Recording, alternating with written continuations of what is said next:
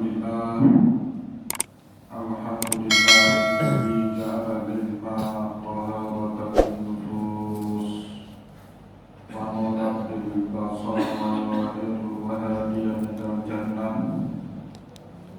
Asyhadu an la ilaha illallah wahdahu la syarika lah wa asyhadu anna Muhammadan abduhu wa rasuluhu shadiqul burhan.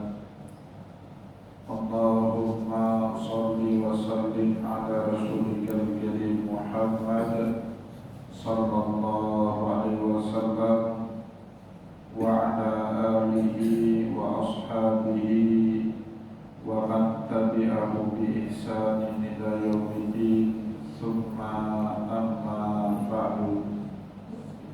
Puji dan syukur senantiasa dan tidak pernah bosan-bosannya kita panjatkan kehadiran Sang Maha Pencipta Allah Subhanahu wa Ta'ala, yang mana dengan limpahan karunia-Nya, rahmat-Nya, hidayah-Nya serta anugerah-Nya kepada kita semua, kita kembali masih diberi kesempatan, kesehatan dan usia panjang oleh Allah untuk sama-sama dan senantiasa mengabdikan diri kita di jalannya dengan menjalankan segala perintahnya dan menjauhi semua larangannya.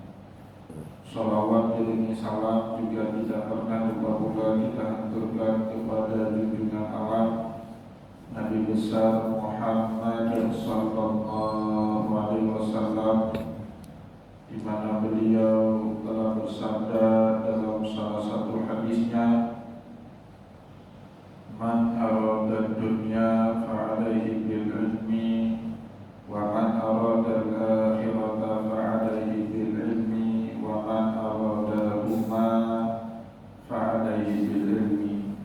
Barang siapa yang mau bahagia di dunia, caranya dengan ilmu, dan bagi barang siapa yang mau bahagia di akhirat juga caranya dengan ilmu, dan bagi barang siapa saja yang mau bahagia di dunia dan akhirat juga caranya dengan ilmu pengetahuan.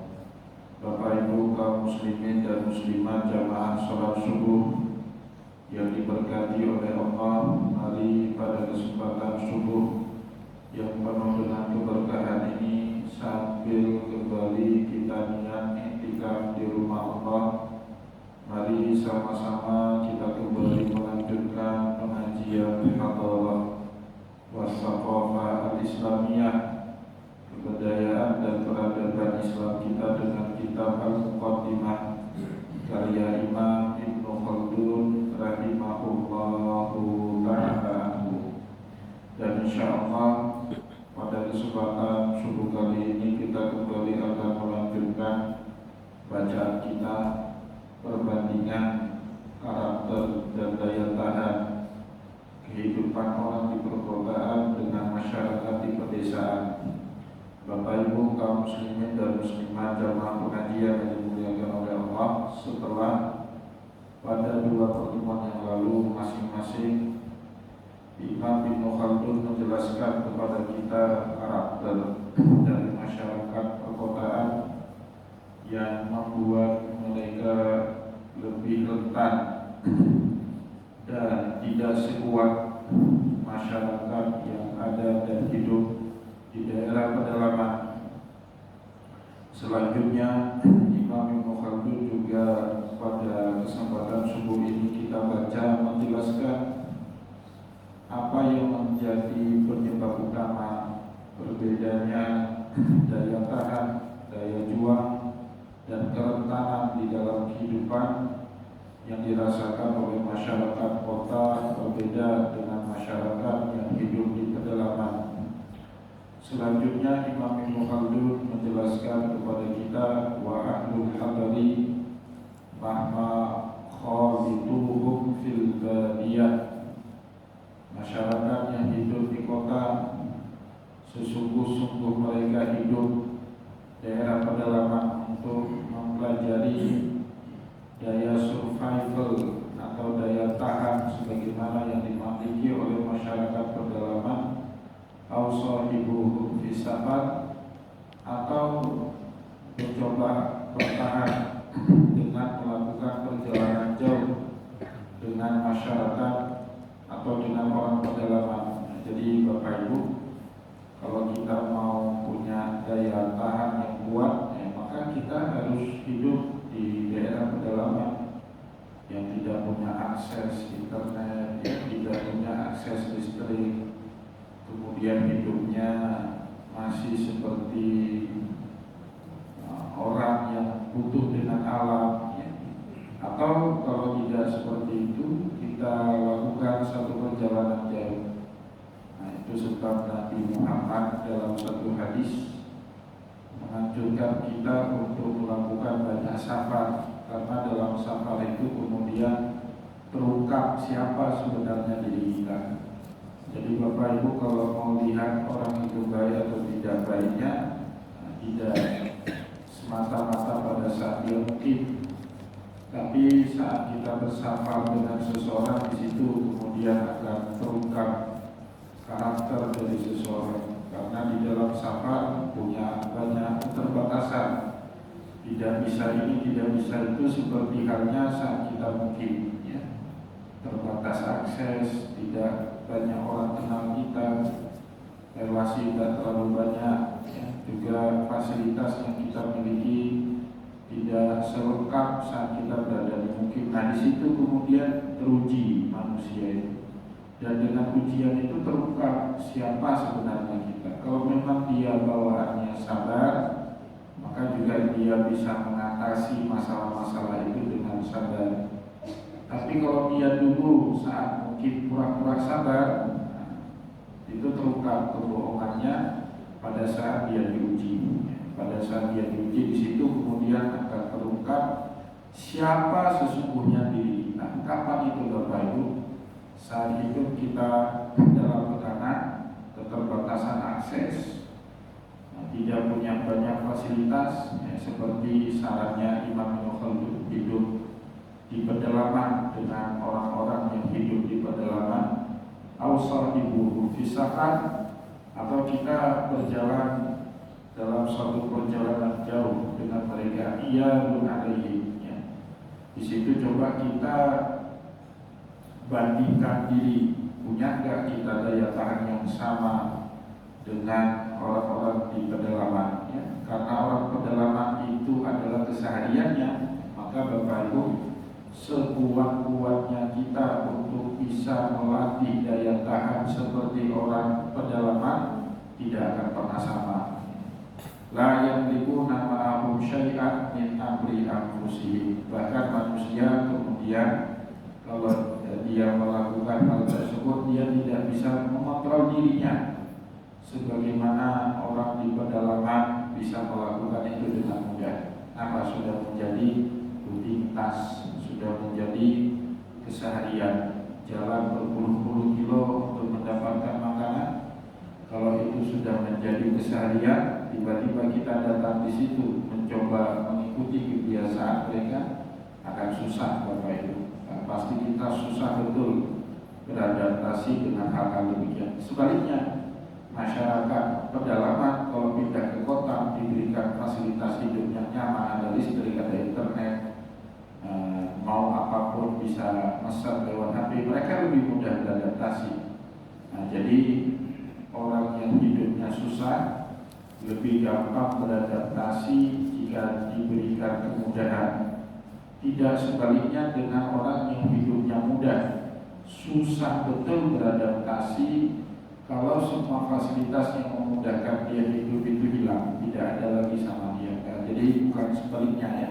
Orang susah mudah beradaptasi dengan kemudahan, dan orang yang mudah akan sangat sulit beradaptasi dengan segala kesulitan, dengan segala keterbatasan.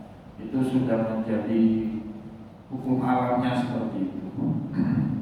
Nah, kemudian kata Imam Ibnu Khaldun, wa dzalika musyahidun bil a'yan. Ini terbukti secara empirik, bisa kita lihat dalam kehidupan kita sehari-hari. Orang kota hidup layaknya orang di desa, orang di pedalaman susah. Ya, mereka hidup dengan keterbatasan repot. Ya, tetapi orang kota, orang pedalaman kalau hidup di kota, mereka lebih mudah dan lebih cepat beradaptasi. Hatta fi ma'rifatin nawahi, ya, sampai-sampai kata Imam Khaldun, orang hidup di kota itu untuk mengetahui nama-nama tempat itu susah betul Bapak Ibu. Nah, kita untuk mengenali nama tempat, mungkin Bapak Ibu 90 kampung di kota Banda Aceh itu sudah hafal semua. Tapi kalau hidup di desa itu setiap nasah di kampung itu kita tahu. Itu bedanya ya, wal jihad atau arah. Biasanya orang yang hidup di daerah pedalaman itu tahu arah, mana utara, mana timur, mana utara, mana selatan, mana timur, mana barat. Ya, kalau kita ya, ada satu kelemahan, terutama masyarakat yang hidup di Sumatera, Bapak Ibu. Kalau menunjukkan arah itu mereka tidak menggunakan nama mata arahnya. Pak, boleh tanya alamat? Boleh. Rumah atau kantor ini di mana ya? Oh, Bapak jalan saja dari sini nanti belok kanan. Kita tidak menyebutnya dengan arah matanya. Coba Bapak Ibu bandingkan dengan masyarakat yang hidup di Jawa. Biasanya itu menggunakan mata arahnya. Bapak kalau mau ke sini pergi aja ke utara. Nanti setelah lurus jalan dari utara ini Bapak belok ke arah barat. Kadang-kadang Bapak Ibu yang nggak paham arah matanya bingung mana utara, mana barat. Nah, tapi kebiasaan di Jawa seperti itu. Bapak Ibu pergi ke Semarang, Bapak Ibu pergi ke Jogja, tanya alamat sama mereka, mereka menjelaskannya dengan arah matanya. Oh, udah usah susah mas, jalan aja terus lurus, lempang aja putar. Nanti mentok. Bapak balik atau mas ke arah timur. Kita kadang-kadang bingung mana.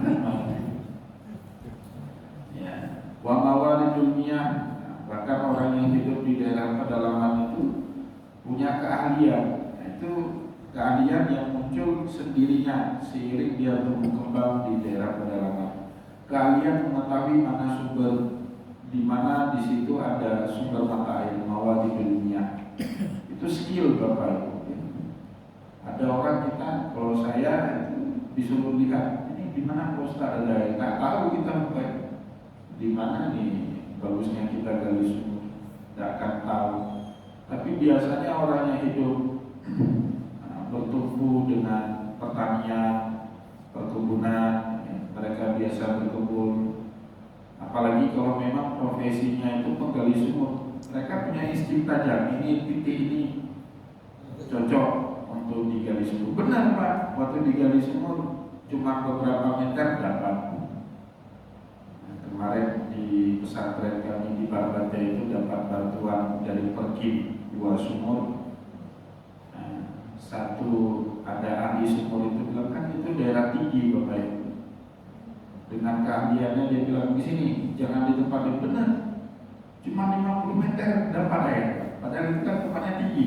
50 meter itu rendah sekali, nggak dalam, paling dangkal itu dapat air. Padahal di sekitarnya di komplek Ori, saya tanya sama perwira Ori yang tinggal di komplek itu tidak terlalu jauh. Padahal itu daerahnya lebih turun, lebih rendah. Komplek Ori itu dari pesantren kita. Saya tanya, nah ini sumur bor rumah dia, mana ada masuk PDAM di sini? Berapa meter dari sumur bornya? 100 meter lebih. Di pesantren kita itu cuma 50 meter dapat Bapak Ibu. Skill ya itu kan. Kalau kita orang kota mana ngerti ya gitu-gitu. Tapi orang daerah Belang Bintang itu karena memang sudah terbiasa mereka cari air waduk ya kan. Nah, langsung bisa punya feeling, punya intuisi ya. Kalau di sini ada mawalidul ma, ada sumber air. Kalau digali dan dalam dapat, benar ternyata. Wa masyari'us subul, yang jalan-jalan tikus, jalan-jalan yang gampang untuk bisa dilalui, atau jalan alternatif kalau jalan utama itu putus. Itu skill yang hanya dimiliki oleh orang yang hidup di pedalaman. Bapak Ibu, Kemarin kita musibah akhir November.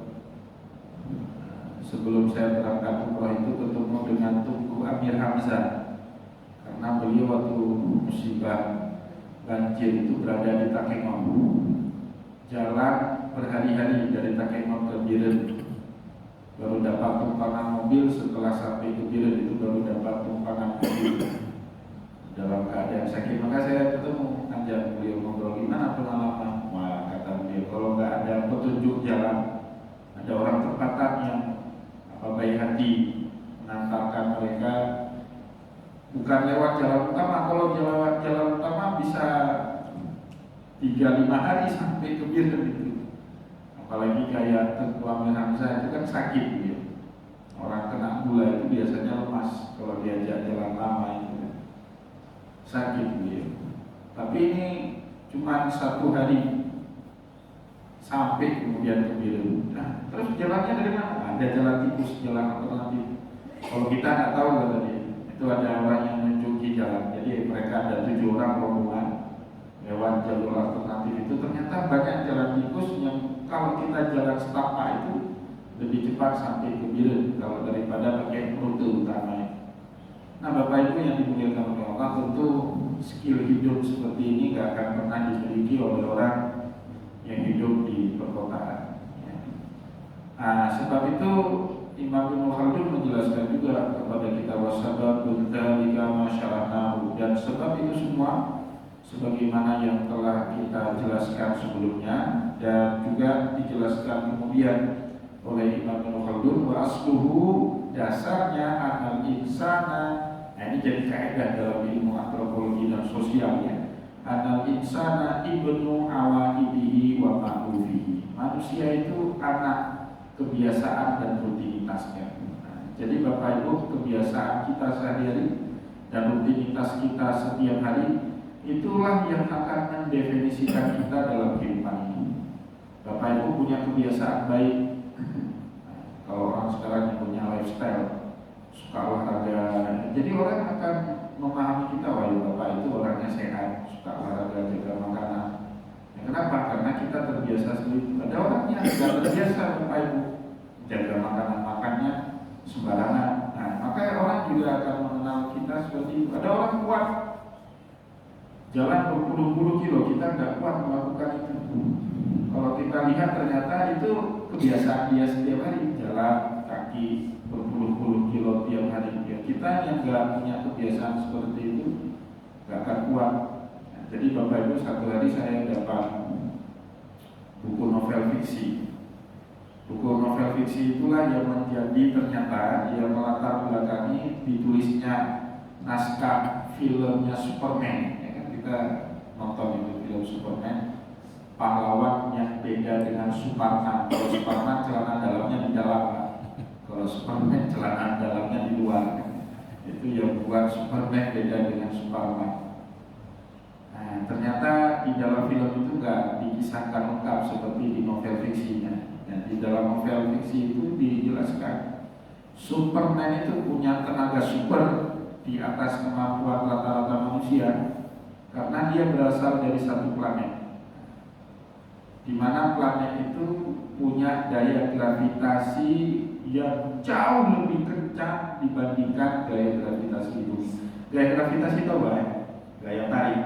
Apapun yang kita lampu ke udara, dia pasti akan menarik ke bawah. Itu disebut dengan gaya gravitasi yang dulu dirumuskan pertama sekali sama Isaac Newton.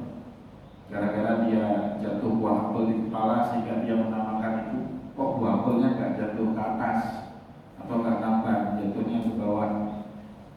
Gara-gara itu dia namakan akhirnya gravitasi. Saya kadang-kadang suka ini Pak, suka menghayal sendiri. Untuk Isaac Newton itu orang Inggris, ya kan? Bukan orang Pangan. Pangan kan terkenal dengan durian, ya? Cukup enak durian Pangan itu. Seandainya Isaac Newton itu orang Pangan, duduk di bawah pohon durian, mungkin yang lahir bukan teori gravitasi, Pak, tapi innalillahi wa inna ilaihi raji'un. Jatuh, wah kena buah durian besar, mutok ini. Innalillah.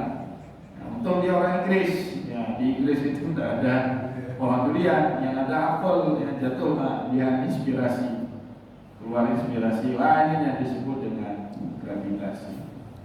Dan Bapak Ibu semua ahli itu sepakat gravitasi di bumi beda dengan di bulan, ya kan? Maka di bulan orang bisa melayang karena gravitasinya lebih rendah. Di bumi astronot itu kan kalau kita lihat di video-video kan pada melayang semuanya karena daya gravitasinya rendah sekali. Kencing pun nggak boleh sembarangan Pak di antariksa itu, di planet-planet luar itu. Kenapa? Kalau kencing sembarangan, air kencingnya terbang-terbang. Itu juga ya kan nggak bisa sembarangan. Itu nggak jatuh ke bawah, nggak ada safety tank di sana kan. Di satu kantong khusus sebagai tempat pembuangan. Nah, diceritakan di dalam novel itu ada satu planet yang ternyata gaya gravitasinya kencang sekali. Kalau di bumi ini ada masa waktu Pak, kita lempar kan ada masa dia jatuh. Ini enggak, di planet tempat Superman berasal, benda yang dilempar ke atas dalam kalamhil basar kalau bahasa Arabnya itu, sekejap mata sudah berada di bawah, saking kuatnya. Jadi orang susah sekali loncat karena saking susahnya dia loncat Pak, dia akan jatuh balik. Sekejap itu gravitasi di planet asalnya Superman. Satu hari singkat cerita dia terdampar ke bumi, dan gaya gravitasi di bumi ini ribuan kali lebih ringan daripada gaya gravitasi si Superman itu yang ada di planet asalnya. Itulah yang menyebabkan dia menjadi manusia super di planet ini. Padahal di planet dia berasal, dia biasa aja, ya, seperti kebanyakan orang kemampuannya. Tapi tiba-tiba gravitasi di bumi ini kan lebih rendah, nah, maka dia bisa terbang yang tidak bisa dilakukan oleh masyarakat yang hidup di bumi. Itu saya ingat juga Pak, lebih mirip tapi pola pikirnya sama. Dulu waktu kami di Ruhul Islam Anak Bangsa itu banyak teman-teman di kelas 2, waktu kita kelas 2 dari 80 orang, kami akhirnya tinggal 64 orang pada keluar. Ada yang sambung ke Mandua, ada ke sekolah-sekolah lain ya. Waktu itu saya hampir ya, namanya anak muda Pak, hampir terpengaruh dengan kawan-kawannya, mau keluar nggak nyambung lagi di pesantren. Tapi suatu hari saya tanya sama teman saya perempuan, dia itu rankingnya waktu di pesantren itu di bawah-bawah kita lah, belasan rankingnya. Perempuan ini pergi ke salah satu sekolah, pindah sekolah itu lumayan lah di Banda Aceh ya, Madrasah Aliyah. Saya tanya, kamu gimana di sana? Dapat ranking berapa? Alhamdulillah saya ranking 1. Oh berarti saya udah benar di sini. Nggak jadi pindah. Masa dia belasan rankingnya tiba-tiba pindah ke sekolah baru dapat ranking 1 di sini? Berarti sekolah sana nggak benar, belajar nggak benar. Akhirnya itu membuat saya istiqomah balik. Jadi Bapak Ibu di satu sistem pendidikan yang benar, karena kita dididik anak Bapak Ibu dapat rankingnya 20-30 nggak masalah. Karena kalau dia nanti turun ke sekolah bodrek, ya pasti ini juara 1 nih. Jadi biasakanlah kita mendidik anak kita dengan benar. Kenapa? Karena yang tidak benar itu otomatis akan dia dapat, gitu. Maka di sekolah itu kalau gurunya nggak benar, disiplinnya nggak benar, anak ini jebol saja. Karena ketidakbenaran itu seharusnya kita dapatkan sehari-hari. Di luar itu kan kita dapatkan makanan sehari-hari. Jadi sekolah itu memang harus settingnya keras, disiplin, ketat, ya kan, dengan kurikulum yang baik, gurunya mengajar yang benar. Kenapa? Karena standarnya harus tinggi. Anak yang biasa diberikan standar yang tinggi, maka dia akan gampang kalau menjalani kehidupan yang biasa-biasa saja. Gampang sekali. Suatu hari di pesantren waktu di Simalama, biasanya orang tua saya itu sebulan sekali datang ke pesantren dari Banda Aceh ke Bengkulu. Sekarang kok jaraknya kan dekat. Kalau dulu itu jauh Pak. Banda Aceh ke Bengkulu itu 3-4 jam itu dulu itu. Tahun 98 itu 3-4 jam. Belum lagi setiap lewat kantor polisi dengan TNI mutar. Dulu kan harus mutar zigzag, mutar apa itu, zigzag jalannya itu kan. Nah, jadi satu hari lihat dia selama itu kotornya selama mati. marah ya saya dipanggil Ustaz Mudabbir namanya, Ustaz yang jaga kita di kamar ini. Kenapa kotor ini kamar? Nah, yang hebatnya saya dengar begitu Pak Mudabbir saya itu jawab gini, Pak, siap semua anak itu siap hidup di kamar yang bersih, tapi tidak semua anak itu siap tinggal di kamar yang kotor. Dan kami memsiapkan anak bapak itu untuk bisa hidup di semua kondisi. Terdiam ya, saya kata, wah hebat, saya juga ini guru saya ini bangga juga punya ustaz seperti ini kan. Nah, kita memang kadang-kadang disetting itu tinggalnya di tempat kotor ya, supaya siap mental. Kalau tempatnya bersih kan semua orang bisa tidur kan? Tapi kalau kotor belum tentu semua orang. Nah, maka manusia itu annal insana ibna awalidihi wa ma'lufi. Manusia itu akan kebiasaan dan rutinitasnya. Kalau kita punya kebiasaan keras, hidup kita disiplin. Kalau hidup di tempat yang nggak disiplin, yang nggak keras, gampang Bapak Ibu. Lebih mudah kita jalani kehidupan. Saya ingat betul teman seangkatan saya satu orang itu anak Pak Bupati almarhum Pak Bukhari. Ada satu ustaz kami, Ustaz Hamzah namanya. Setiap Jumat beliau khatib di masjid Rukutu, pasti dibawa makan sama pengurus masjid di Atra Rukutu. Bapak Ibu kalau pernah lewat pasar Rukutu itu ada kedai kopi Atra Rukutu namanya. Biasalah khatib itu kan di jam makan minum setelah khutbah. Dia bawa beberapa orang santri. Kadang-kadang saya anaknya almarhum Pak Bukhari dibawa. Setelah makan Bapak Ibu, kami disuruh cuci piring. Disuruh cuci piring. Ini apa yang dimaksud Ustaz ini? Tapi ternyata itu satu pendidikan. Karena tahu beliau ini anak pejabat, di rumah kadang nggak pernah disuruh cuci piring, disuruh cuci piring. Jadi akuan dia sebagai anak pejabat runtuh seketika itu. Saat dia disuruh cuci piring, cuci aja. Pak, ini nanti piringnya dicuci sama anak-anak ini ya. Ini kan udah makan gratis dia dan disuruh cuci. Jadi ada pelajaran yang supaya kita siap hidup dalam keadaan apapun Bapak Ibu. Nah, jadi manusia itu kalau sudah disiapkan mentalnya, dikuatkan pendidikannya, dia jadi terbiasa. Ya. La liibni tabiatihi wa mizajihi. Ya. Jadi manusia itu bukan anak lahir apa adanya seperti itu. Enggak Bapak Ibu. Manusia itu bisa dibentuk apapun karakternya dengan pendidikan yang benar.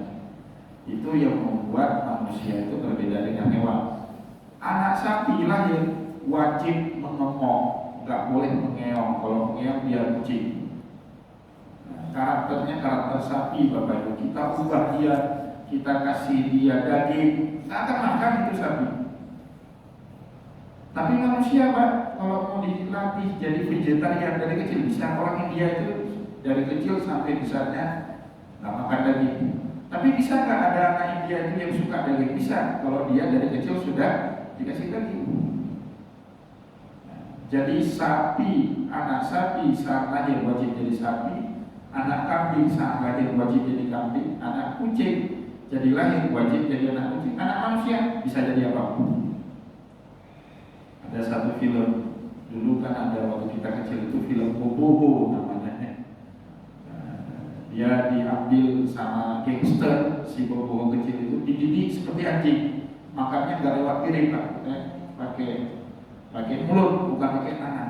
Jadi anjing benar, itu manusia. Kalau dia ditempa dididik dengan benar, jadi benarlah dia. Kalau dia ditempa dan dididik dengan cara yang tidak benar, tidak benarlah manusia. Itu manusia bisa jadi apapun dia. Bisa dibentuk jadi vegetarian, jadi mau dibentuk jadi pemakan daging saya, jadi mau dibentuk jadi anak yang soleh, jadi juga mau dibentuk jadi penjahat, jadi juga. Itu manusia. Ya, jadi manusia itu kata Imam Ibnu Khaldun, annal insana ibna awalidihi wa ma'lufihi la ibni tabiatihi wa mizajihi. Manusia itu anak kebiasaan dan rutinitasnya, bukan anak yang menjadi apa adanya dari bawaan lahir. Enggak, itu bukan manusia. Manusia sangat ditentukan oleh pendidikannya. Bapak Ibu kaum muslimin dan muslimat jamaah pengajian yang dimuliakan oleh Allah, nanti insya Allah pada pertemuan yang akan datang kita akan lanjut lanjut, kenapa kita penting sekali dikelilingi oleh orang-orang yang baik, yang benar?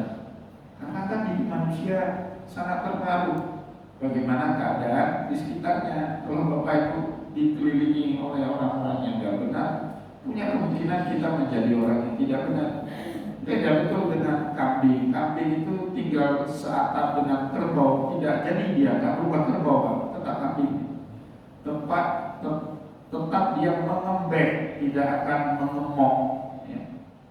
Nah, begitu juga kucing, tinggal sekerengkeng misalnya dengan seekor domba, dia tidak akan mengembek, tetap miau. Tapi manusia dikurung, Pak, dengan seorang penjahat anak baik, dikurung namanya jadi jahat ya. Nah, itu bedanya manusia dengan hewan atau makhluk ciptaan Allah Subhanahu wa taala. Kuncinya di mana? Di pendidikan ya. Jadi kebiasaan baik yang dirutinitaskan itu akhirnya mendefinisikan siapa kita sesungguhnya. Insyaallah pada pertemuan yang akan datang kita akan lanjutkan kembali bacaan kita dengan apa yang telah kita jelaskan pada kesempatan subuh kali ini. Semoga apa yang telah kita sampaikan tadi bermanfaat kepada kita semua. Saya mohon maaf jika ada yang tidak berkenan. Wallahu muwaffiq ila aqwamit thariq wa nasrul minal karim. Wassalamualaikum